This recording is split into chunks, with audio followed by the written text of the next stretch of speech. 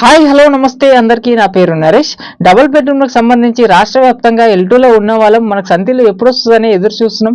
అయితే వీటికి సంబంధించి వాస్తవ పరిస్థితులు ఎట్లా ఉన్నాయి, అట్లనే అప్డేట్స్, మరి డబుల్ బెడ్రూమ్కి సంబంధించి ప్రధాన పత్రికలో ఒక కథనం వచ్చింది. దీనిపైన మాట్లాడదాం. ఫస్ట్ టైం చూసిన వాళ్ళు ప్లీజ్ సబ్స్క్రైబ్ చేసుకొని లైక్ షేర్ చేయండి. మన ఛానల్లో జెన్యున్గా అఫీషియల్ అప్డేట్స్ మాత్రమే చెప్తూ ఉంటాను. అట్లనే మరిన్ని అంశాలపైన ప్రజలకు అవసరమయ్యే ఇన్ఫర్మేటివ్ వార్తలు చెప్తున్నాను. ప్లీజ్ సపోర్ట్ చేయండి. మరి వివరాలకు వెళ్తే కలగానే సంతిలో అని ఒక కథనం అనమాట. మాటలకు పరిమితమైన పేదోడి కళ, వేలల్లో దరఖాస్తులు, ఒక్కరికి అందని ఇల్లు, నిర్మాణం పూర్తయిన పంపిణీ శూన్యం, ఇంటి కోసం ఆఫీసుల చుట్టూ లబ్ధిదారుల ప్రదక్షిణలు, ఎమ్మెల్యేలను వేధిస్తున్న డబల్ ఇంటి ప్రశ్న, ప్రజావాణిలో ముంచెత్తుతున్న ఆర్జీలు, సిద్ధమైన వేలు ఎదురు వారు మాత్రం లక్షల్లో ఉన్నాం. మనం ఆల్రెడీ తెలిసిందే, మనకు లక్షల్లో అప్లికేషన్లు ఉన్నాయి, మాత్రం వేలలో ఇల్లు అనేది చెప్పుకున్నాం మన వీడియోస్లో ఆల్రెడీ. ప్రజావాణిలో కూడా అప్లికేషన్లు డబల్ ఇండ్ల కోసమే పెరిగిపోతున్నాయి అంటూ మనకు ప్రతి సోమవారం ప్రజావాణిలో కార్యక్రమం ఉంటుంది అనమాట కలెక్టరేట్ లో. వాటిలో కూడా మనకు డబుల్ బెడ్రూమ్ సంబంధించి ఇండ్ల కోసమే అప్లికేషన్లు పెరిగిపోతున్నాయి.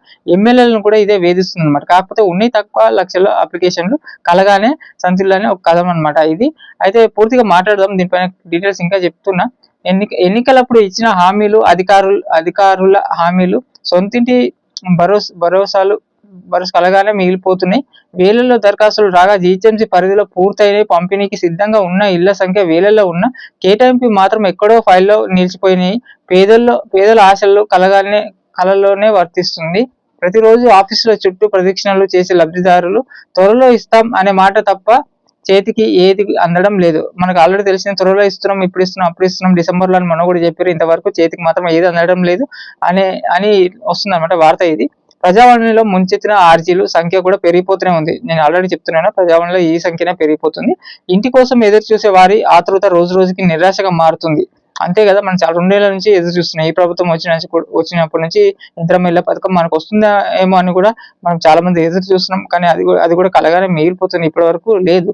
సిద్ధంగా ఉన్నవి వేలు, ఎదురు చూస్తున్న వాళ్ళు మాత్రం లక్షల్లో ఉన్నారు. మనకు ఆల్రెడీ తెలిసిందే. వాస్తవం పేదల్లో అసహాయాన్ని మరింతగా పెంచుతుంది. పూర్తయిన వాటిని పంపిణీ చేసి పేదల కోసం మరిన్ని ఇండ్లు నిర్మించాలని కోరుతున్నారు అనమాట. దీనిపై ఆల్రెడీ వార్త వచ్చింది కదా, మనకు వేలల్లో ఉన్నాయి, ఇండ్లు ఎక్కువ ఉన్నాయి.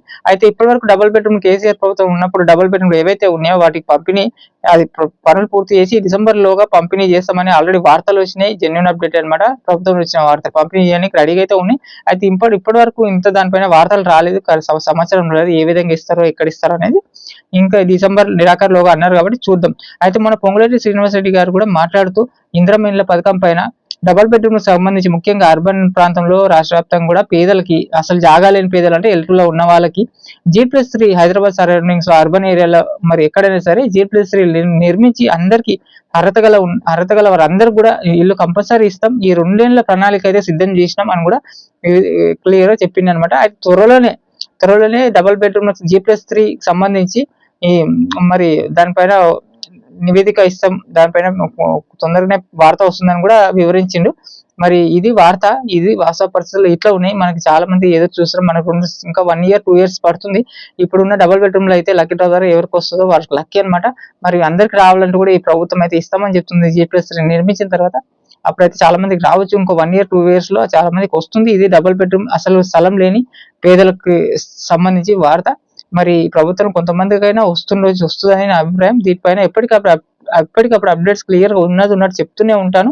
అసలు ఏం చేయాలి, ఎట్లా చేయాలని కూడా వివరాలు మరో వీడియోలో వివరిస్తూనే ఉంటాను. ప్లీజ్ ఫాలో అవ్వండి, సబ్స్క్రైబ్ చేసుకోండి, లైక్ షేర్ చేసి కంపల్సరీ చేయండి. ప్లీజ్ సపోర్ట్ చేయండి. Thank you.